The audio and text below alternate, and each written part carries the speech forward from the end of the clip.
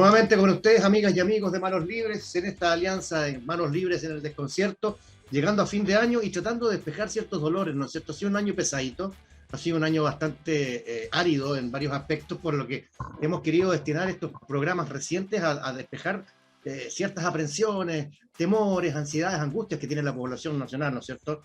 Que tienen que ver en la semana pasada en salud mental. Agradecemos la audiencia de ese programa, que fue bastante alta la audiencia. Nos pueden seguir en Instagram, en Facebook, en Twitter, en TikTok, en fin, en YouTube. Y ahora vamos a hablar, ahí ya está en pantalla, un hombre demasiado conocido para el país, ¿eh? Un hombre que ha transitado diversas mares de la economía nacional, por cierto, un gran aporte como inmigrante, es de las inmigraciones valiosas que uno puede decir que en este momento están como tambaleando en algunos aspectos las otras, pero bueno, ya lo ven ustedes ahí. El profesor Joseph Ramos, destacado economista en nuestro país, estadounidense, de origen puertorriqueño, y que yo no sé por qué no le han dado la nacionalidad chilena. La tengo. La tienes, perdón. En el 2002, Perfecto. 2002, el Congreso me dio la ciudadanía por gracia. No, es un gran honor. Bueno, y muchas gracias por estar aquí con nosotros en Manos Libres del Desconcierto, Joseph. Vamos a estrujarte porque tenemos mucho que hablar en materia económica, que también es un dolor para nuestro país. Como siempre, un periodismo libre, independiente y al servicio de la democracia. Comencemos. El Banco Central ha proyectado una recesión económica para el 2023, digamos, ya queda muy poco del 2022, con una inflación cercana al 6%, estamos con una de un 12% anual. El panorama no se ve bien, ¿verdad?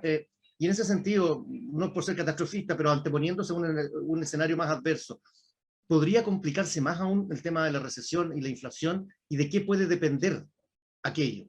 Que al menos no sea peor de lo que está proyectado. Ya, bueno, vamos con calma. La inflación tiene dos causas, es elevadísima. Estábamos acostumbrados durante años a una baja inflación en torno al 3%, que era la meta del Banco Central. Y el año pasado, o mejor dicho, este año, explotó. Explotó por dos razones. Una, el propio Mario Marcel, cuando era presidente del Banco Central, dijo que los apoyos fiscales, los IFE famosos, ya en sí, más que compensaban toda la pérdida de ingresos que la gente tuvo durante la pandemia por no trabajar o por trabajar menos. Y a eso se sumó arriba de 50.000 millones de dólares de retiro de fondos de pensión. Entonces, él abogaba a no hacer esos retiros, porque eso iba a ser inflacionario. Bueno, y lo tenemos. Ahora, tuvimos una fiesta el año pasado. La economía creció 10%. 10%. Súper caliente. Y ahora, una de las causas fundamentales, entonces, la inflación, fue esos enorme inyección de liquidez. La segunda fue inesperada. En febrero, la invasión rusa a Ucrania, que ha tenido como que en su consecuencia fuerte alza en los combustibles y también en los alimentos, ya que Ucrania y Rusia son productores y eso se ha afectado la oferta. Y eso también. El Banco Central dice que entre 1/3 y 40% de la inflación es debido a este fenómeno de Ucrania, digamos, nadie lo esperaba, y el resto a nosotros. Y entonces está el banco elevando las tasas de interés, ya lo estaba haciendo un buen tiempo, para que la gente gaste menos. Lamentablemente, eso tiene el efecto no solo de bajar la inflación, que ya lo está haciendo, estaba en un pico de 14, va a ser 12, se proyecta ir para abajo, pero tiende a frenar algunos sectores y eso es lo que está proyectando el central. Es decir, que el 2023 la producción en lugar de crecer va a caer 1%. Ahora, eso no es una cifra para tirarse por la ventana. O sea, uno quisiera que creciéramos 3% o algo por el estilo, pero es una caída de 1%. Si se cumple eso, yo diría que no estamos muy mal. Ahora, obviamente, si lo de Ucrania fuera a persistir o empeorarse, ya, otro será el cuento, pero eso no está en manos nuestras para decidir. Perfecto. Miguel Mendoza, no te había saludado, perdón. el vértigo, la agitación de los días no no nos dejan ser muy humanos. Discúlpame, amigo, ¿cómo estás? Muy Y bien, dale que tú con Mario, la muchas próxima gracias. pregunta. Muchas gracias, Joseph, por haber estado, que estás en nuestro programa. Y mira, tú habías hablado justamente de una de las preguntas que ya lo habías respondido, sobre la medida de mitigación del Banco Central a través de aumentar la tasa de interés y bajar el endeudamiento. Pero, a ver, para poder así complementar esto, pasaría por una reforma, una buena reforma tributaria, porque acuérdense, hacer memoria, la reforma tributaria de Arenas no fue muy buena. Y después, ahora se está presentando una nueva reforma tributaria con este actual gobierno, y tampoco ha caído muy bien a muchos economistas. De primero decía, no, está todo perfecto, las pymes no, está perfecto, pero después de la elección del plebiscito, todo es malo. Entonces, ¿qué medidas podemos tener? Por ejemplo, puede tener una nueva reforma tributaria para tener un poquito más de respiro al gobierno. Bueno, separemos las cosas. La inflación no depende de la reforma tributaria. Sí depende de que el fisco sea responsable en sus gastos. Y en este año 22, el ministro, bueno, y el presidente han tenido han sido cautos en el gasto, es decir, cautos en el sentido de que no han puesto más IFE, han resistido la presión. Ya ves que hay una presión para seguir congelando el transporte. Bueno, están tratando de empezar que eso suba. Entonces, la responsabilidad fiscal hasta ahora el gobierno lo ha cumplido. Ahora, la reforma tributaria tiene que ver con otras cosas. Tiene que ver con crecimiento, inversión, el futuro.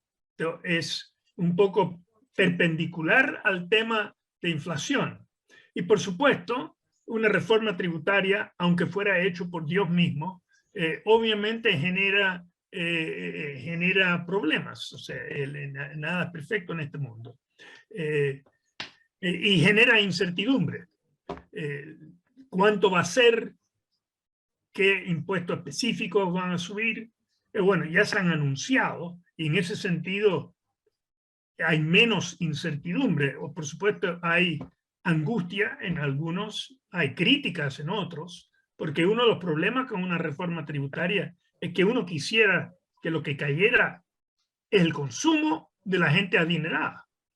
Pero si lo que cae es la inversión de la gente adinerada, eso tiene consecuencias negativas para el país. Entonces, eso es una parte de la discusión que se tiene que hacer. ¿Cómo los instrumentos van a minimizar el efecto negativo sobre la inversión? Porque ciertamente pueden tener efectos negativos. Sin ir más allá, el tema del royalty. Hay espacio, se cree, muchos analistas, de subir el royalty. Pero si se sube mucho, es pan hoy, hambre mañana, porque se frena la inversión en la minería, pues se va a otros países. Entonces es delicado ese ámbito.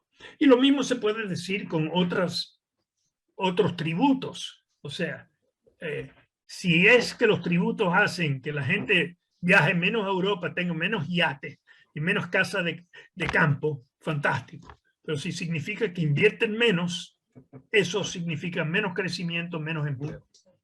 Estamos en Manos Libres del Desconcierto junto al destacado economista Joseph Ramos, analizando, desmenuzando estas materias. En la misma línea que tú dices, Joseph, ¿qué medidas podría, porque todos recordamos en los tiempos de Ricardo Lagos que se hablaba de la cooperación o la colaboración público-privada, ¿cierto? Acabamos de ver una especie de colaboración público-privada entre el gobierno y la CPC para destrabar el paro de los camioneros, pero eso es otra cosa, digamos. Sí. ¿Es una herramienta la inversión público-privada pertinente en este tiempo, esa combinación que en su tiempo se dio con las concesiones, en fin? ¿Hay espacio para eso? ¿Sería pertinente? Mire, yo creo que sobre todo si la actitud del gobierno, o sea, este gobierno, llamemos las cosas por su nombre, fue muy crítico de todos los gobiernos de la concertación. O sea, Gabriel Boric, Klaus Grau, los economistas eran muy críticos de lo que se hizo. Y indirectamente muy críticos del sector privado. Entonces, ha empezado a cambiar ese discurso, pero efectivamente, si uno tiene una actitud donde uno ve con sospecha al sector privado, al empresariado, eso no alienta la inversión. En cambio, si uno trabaja con ellos, consulta, toma en cuenta, no necesariamente hace todo lo que los empresarios quieran, pero si hay una actitud de que para que Chile avance, tiene que haber que si o menos trámites, menos, que las regulaciones sean sensatas y no simplemente burocráticas, eso puede ser positivo, o si se mantiene una actitud adversa, negativa.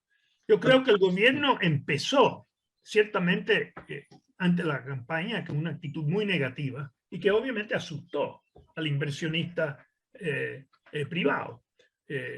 No solo por la reforma tributaria, veía que en todo ámbito iba a ser cuestionado. Ahora parece que el discurso está cambiando. Y ese discurso, yo creo que con tus citas, o sea, el trabajar juntos, público-privado, la cooperación en general funciona mucho mejor que el conflicto. ¿Adviertes que ese cambio se puede dar entre quienes componen el gobierno? Bueno, eso queda por ver. O sea, creo que en palabras el gobierno ha hecho un giro.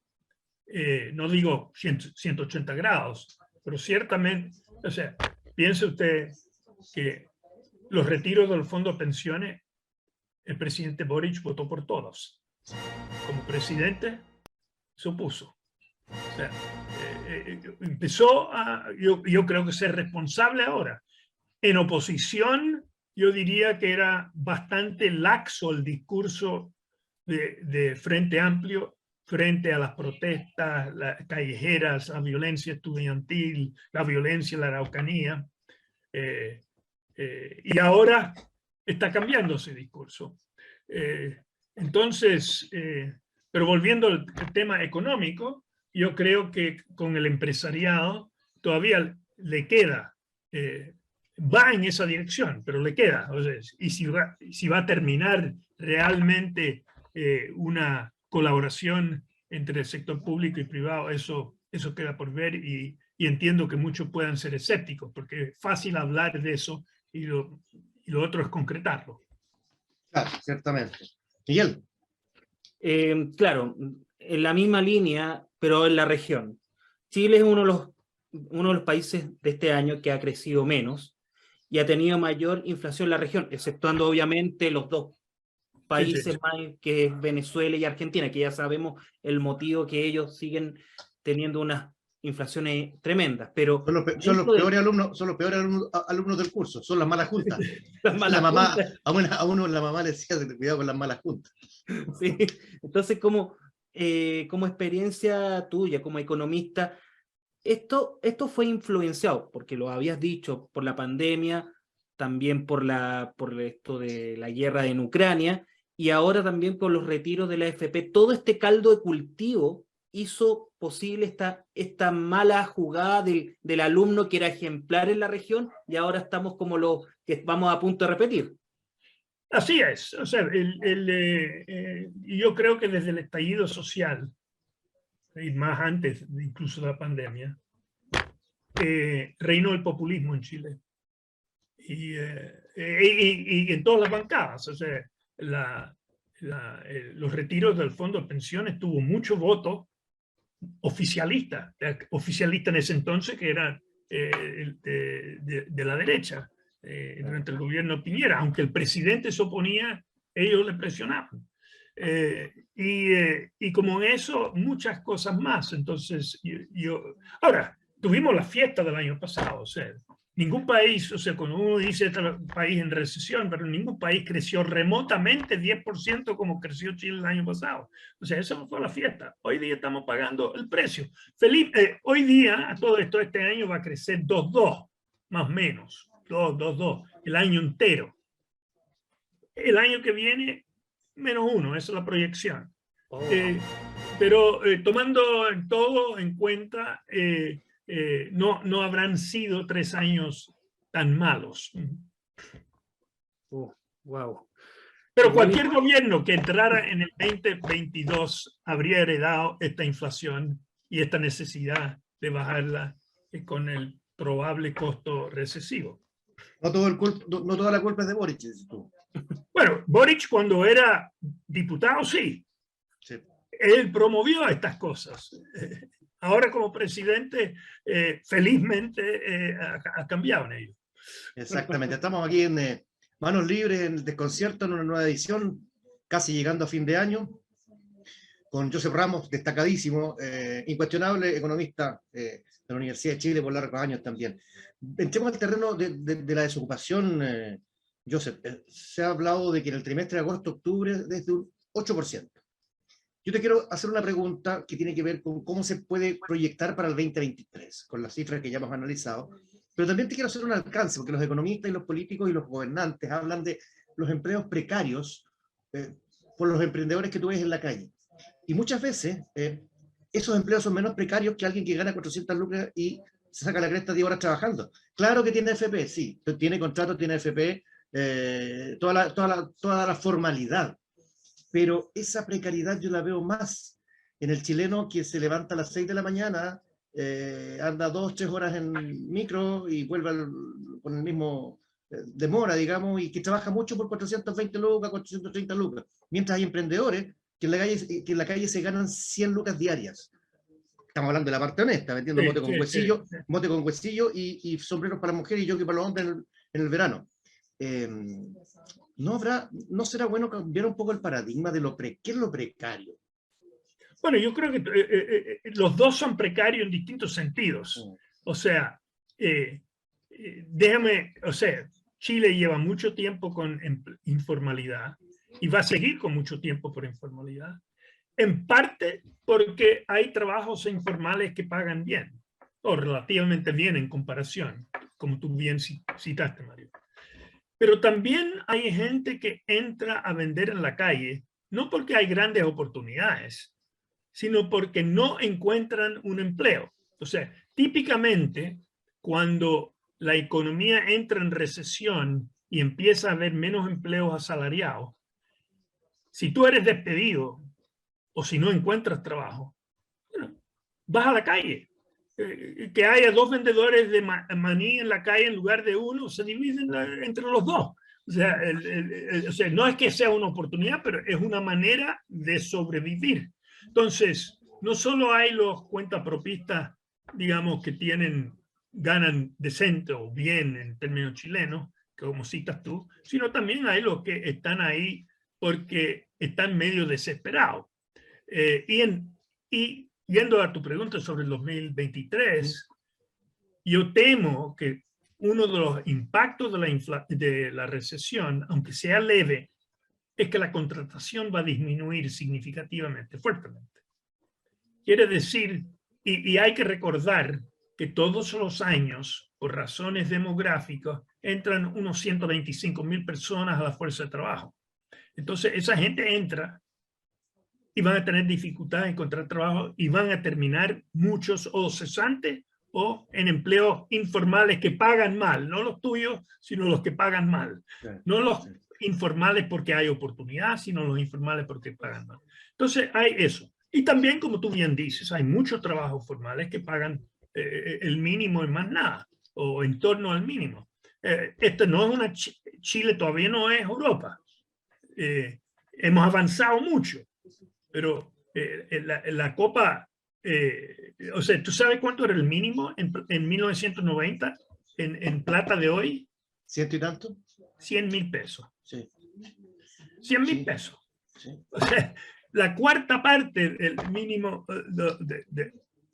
de hoy día. O sea, entonces el nivel de vida en general, bueno, la pobreza ha disminuido drásticamente y el nivel de vida en general ha aumentado mucho. Como estaba contando, el presidente Lagos contaba que él cuando visita algunas poblaciones le dicen: presidente, pero está bien la vivienda social, pero no nos construyó estacionamiento. Bueno, ¿cómo se le ocurría en su momento que la vivienda social iba va a poder tener auto. Autos. Claro, la gente, o sea, el país ha avanzado. Ahora, la copa, el vaso menos lleno es que estamos a mitad de camino a Europa. Entonces todavía nos queda unos 10, 20 años para alcanzar el nivel de Europa de hoy día. Ni siquiera el de Europa del futuro, sino el de hoy día. Entonces, obviamente queda mucho por hacer. Estamos en Manos Libres en el desconcierto con Joseph Ramos, analizando el actual estado de la economía y lo que se puede venir para el 2023. Miguel. Mira, dentro de esto hay esta pregunta que quiero hacer. Fue hace mucho tiempo atrás, fue hace unos años atrás, cuando subieron el alza del metro. Fue el estallido social. Los 30 ahora, pesos. Los 30 pesos. No eran 30 años, sino eran 30 pesos. Pero ahora, recientemente, un panel de expertos propuso un alza de un 30% en el transporte público.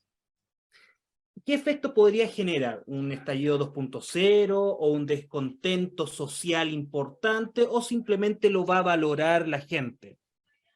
¿Qué piensas tú como economista, como persona, etcétera?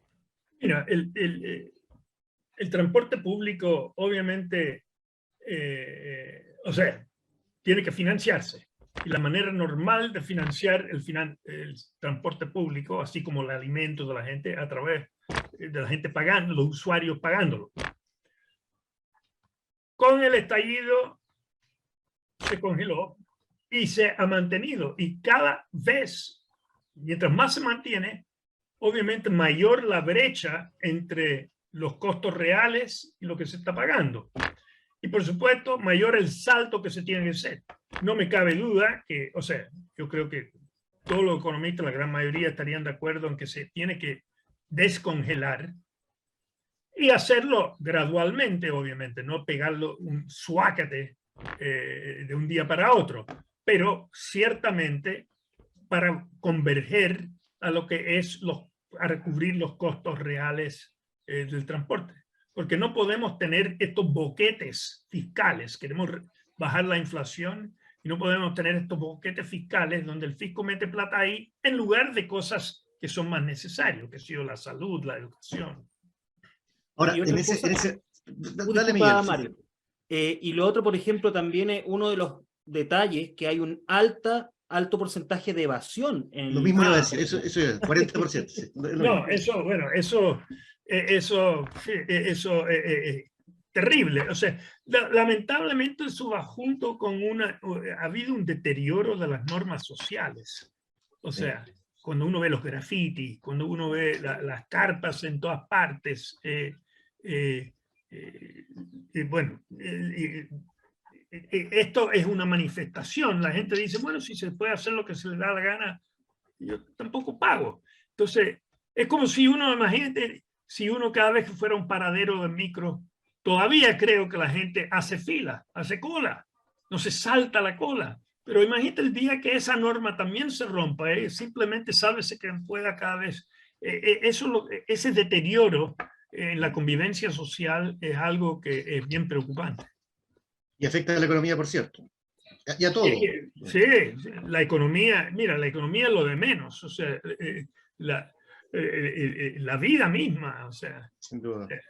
Sin duda, sí, yo voy a hacer la misma pregunta que Miguel, porque claro, es aterrador la forma en que las personas se ha degradado todo, todo ha perdido valor moral. Yo te quiero llevar a otro terreno que tiene que ver con, es como que ahora todos los emprendedores queremos ser unicornios, todos queremos ser Notcode, todos queremos ser Betterfly, todos queremos ser, en fin, todos. Y hay como un afán de exitismo respecto a eso, y tú ves un chico de 30 años que levanta $4 millones sin que le cueste mucho. Todo este movimiento, toda esta corriente, yo le llamaría una corriente, ¿qué impacto real tiene en la economía local, digamos? Porque afuera puede que tenga otro tipo de impactos, pero lo que nos interesa a nosotros, todo este boom, ¿cierto? Mira, yo no sé, o sea, cuando te voy a contar, cuando yo llegué a Chile, mi primer ayudante entra un día, ya estaba en 5º año, se estaba graduando en ingeniería comercial, Franco París. 1968, llega y dice, conseguí pega. Oye, pero lo dijo como alguien que hubiese subido al último salvavidas del Titánico. Claro, claro, claro, Yo claro. dije, pero hombre, tú, profesionales hay menos de 1 en 10. Tú tienes que generar empleo para 10 personas, ¿no?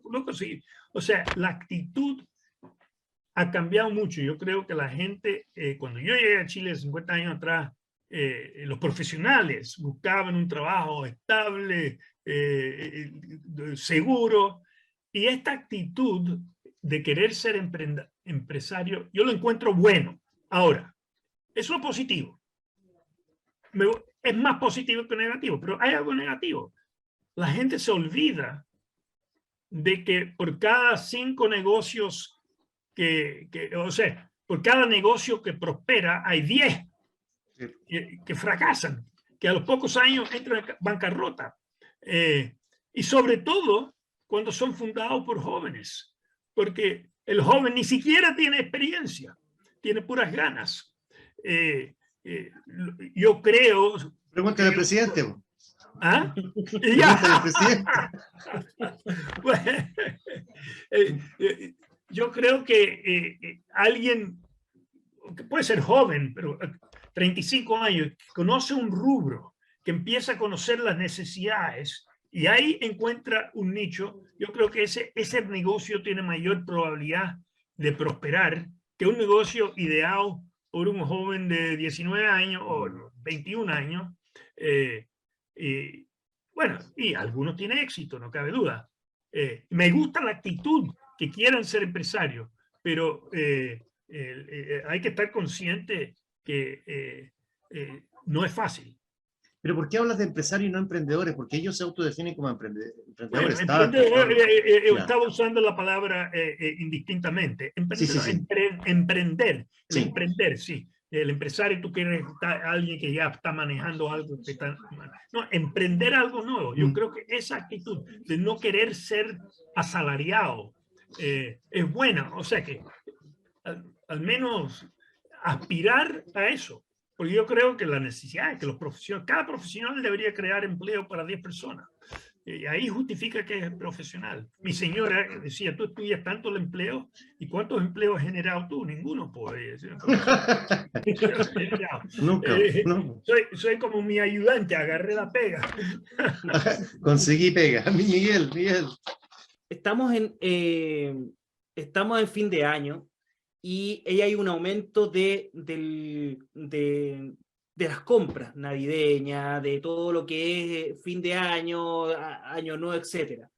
¿Cómo vemos este año? ¿Va a ser bastante auspicioso en el retail o va a bajar las ventas o simplemente vamos a estar estancados?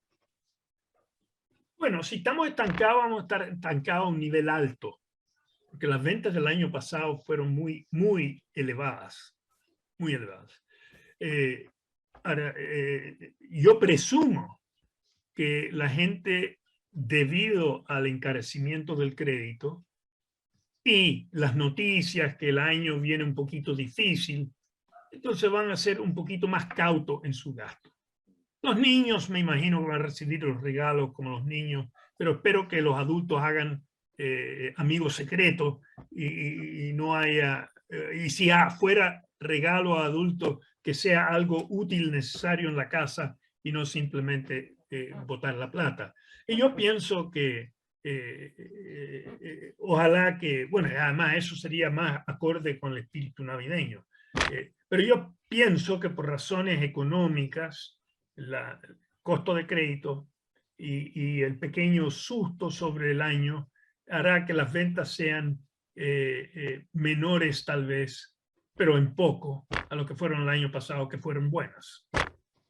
Y sí, de acuerdo con eso, pero acá la última pregunta que yo tengo de mi parte al menos tiene que ver con la economía doméstica justamente, que tú lo acabas de tomar a raíz de la pregunta de Miguel. Yo tenía una abuela que se llamaba Flor María y ella compraba los regalos en septiembre, octubre, noviembre, o sea, no le llegaba el shock de diciembre para comprar los regalos. ¿Por qué nos falta esa cultura de preparación? Porque, la frase me de la Pascua siempre en diciembre. Entonces, ¿cómo ustedes no cacharon? Porque uno llegaba y decía, puta abuelita, disculpa lo poco, pero ¿cómo? ¿Por qué no te preparaste para regalarme algo mejor, así como en broma? pero uno siempre sabe que, o sea, nos falta un poco de cultura, de educación financiera, y en ese sentido, ¿qué consejo tú podrías darle a las familias para el próximo, para este fin de año y para el próximo que se viene duro? El otro día hablaba con un amigo, le dije, oye, compadre, vamos a tener que apretarnos el cinturón. Y me respondió, yo no tengo nada que apretarme porque lo tuve que vender. Bueno. O sea, Wow. ¿cuál es tu recomendación? Y si falta cultura, ¿qué consejo le darías tú a la familia chilena? Bueno, efectivamente hay mucha miopía, o sea, en todas partes, o sea, pero y en Chile tal vez más. Mi consejo principal se refiere al empleo. Yo pienso que no es un buen momento para cambiarse empleo, al no ser que estés muy fastidiado con tu jefe. Cuida tu empleo por este año o por los próximos 6, 8 meses, hasta que empiece el Banco Central a aflojar y empezar a bajar las tasas de interés. Sería mi mayor consejo. Las dueñas de casa no necesitan consejo, porque las dueñas de casa, esas sí se ajustan. Tal vez porque el marido no le reajusta y ellas tienen que hacer maravillas. Entonces, ellas son las que van de carne a pollo o de bife a carne molida. O sea, ellas hacen ese ajuste naturalmente. Compran más verduras, compran lo que está en estación y no lo que no fuera de estación. No comprar las frutillas cuando recién salen sino esperar cuando ya estén en su apogeo y el precio sea más razonable. Pero es en los regalos es donde creo que sería bueno si viviéramos una Navidad más en espíritu navideño, cuál es ser generosos con los necesitados y no simplemente tirar la casa por la ventana. Porque no hay plata para cambiar la ventana después. Yo sé, las dueñas de casa son las mejores ministras de Hacienda del país. Definitivamente, o sea, ellas, o sea, cuando me preguntan, oye, ¿qué harías tú? La dueña de casa hace lo que yo acabo de decir, porque en todo momento está viendo qué cosa está en especial, o incluso lo que tú dices, a veces ven que hay una carne que está filete, ya, voy a comprar filete, aunque no lo vamos a comer esta semana, porque lo están poniendo precio especial. Bueno, hace tiempo que el filete no lo pone precio especial, pero otros cortes. Y eso compra cuando en esos momentos y guarda. Exacto. Para el 18. Compra en abril para el 18, algo así, pero está bien. Joseph, Miguel, ¿tienes otra pregunta o nos vamos a las secciones? No, vamos a las secciones. Nos vamos al paredón. Sí. Tenemos 3 secciones cortitas, Joseph. La primera sección se llama Fue sin querer, queriendo. ¿Cuál es el error que tú consideras que has cometido que te ha quedado en la cabeza para siempre? Lo que hiciste no sé, por omisión, o que te dio risa después, que te arrepentiste. Aquí tenemos casos de bueno, voy a quedarme con la economía. Cuando yo era joven, ¿ya? Cuando yo hacía una recomendación, escribía un paper, y no se ponía en marcha dentro de 3 meses, creía que era un desastre, una marcha pública, política pública. Hoy en día, que simplemente escuchan, es buena noticia. Pero el creer que uno tiene que reconocer que es una gota en el mar y ser humilde en eso. Y si te escuchan es un milagro. Y si lo ponen en práctica en algún momento en los últimos 50 años, bueno, dicha. La próxima sección es el pastelazo de la semana, el pastelazo de los últimos días, lo que ha sido negativo, que no te ha gustado, que te ha causado molestia, pena, en fin, lo que sea. Bueno, la huelga de los camioneros, no estoy conforme con eso. Creo que entiendo que encuentran cara la benzina, pero esto no es culpa de Chile. Chile no, o sea, la solución sería descubrir petróleo, pero no controlamos el precio del petróleo. No es culpa del gobierno que el precio del petróleo suba. Y es más, el diésel contamina más que la benzina, y en Chile, por presión de los camioneros, el diésel es más barato que la benzina. Entonces, esa huelga, o sea, entiendo su malestar, pero la verdad es que también tiene que ponerse en el lugar del país. Cuando el país se empobrece, porque el precio de la benzina sube, todos tenemos que hacer nuestra parte. Miguel, tu pastelazo de la semana, pues. No, el pastelazo para mí de la semana es lo que le pasó a Cobreloa. Mira, lo que pasa es que iba ganador.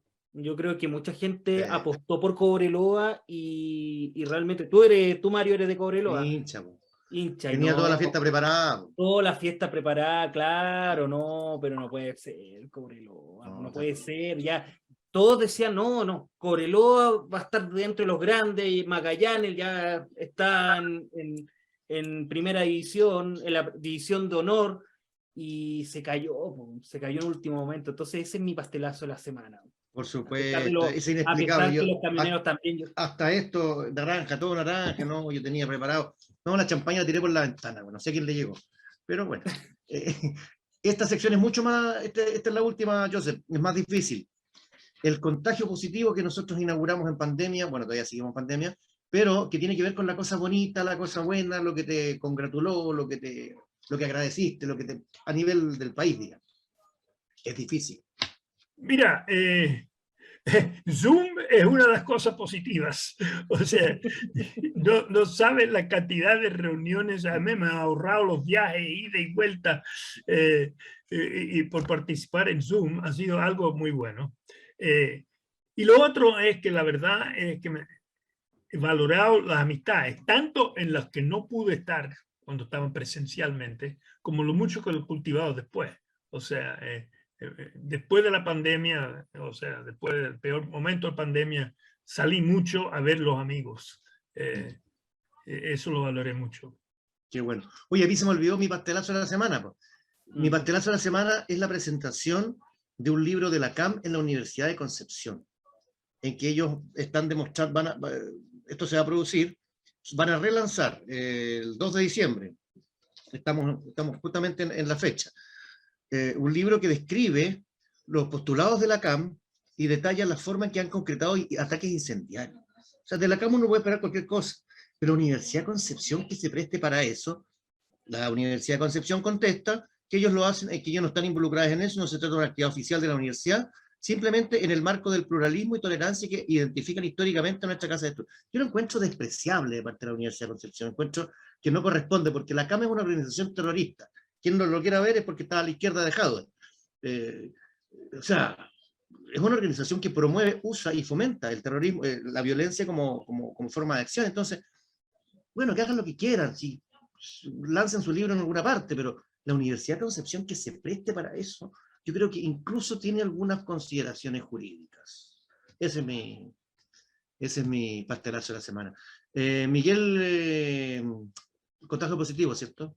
Sí, mi contagio positivo, rápidamente el paro de los camioneros que se terminó por fin. Pero lo bueno que también actuó el presidente de los empresarios, la CPC, Sutil. Más que nada porque también él es empresario agrícola y también le iba a afectar bastante, si no tampoco hay que decirlo, si todo lo que sea de Sutil siempre ha sido un especulador, entonces él hizo entre medio ahí como prácticamente casi un lobista, pero también para sus intereses, pero por lo menos se terminó esto, no estamos para dar cortar las carreteras en un momento económico en Chile y en el mundo, que necesitamos plata, hay que decir, necesitamos plata.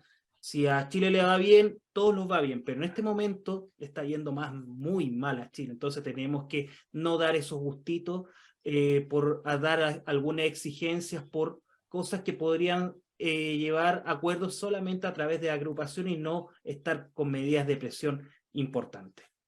Yo concuerdo contigo, también es mi contagio positivo, que se haya terminado el paro. O sea, sí, las consideraciones las vamos a ir analizando una por una, el rol de Sutil, me parece mejor el rol de Sutil que la amenaza de los patrones que se produjo hace algunos días. Así que también me quedo con el fin del paro, sin entrar en más detalles. Joseph Ramos, sin duda alguna te vamos a seguir teniendo en Manos Libres. ¿Ah? Un tiempo más vamos a seguir conversando, vamos a seguir criticando y toda la cosa aquí en Manos Libres del Desconcierto. Muchísimas gracias por estar con nosotros, nuevamente. Gracias a ustedes, ¿eh? Vaya a comer, maestro. Tiene que comer, maestro. Esto, que estén bien, Y a todos ustedes Adiós. también muchas gracias. Nos encontramos la próxima semana. Que esté muy bien.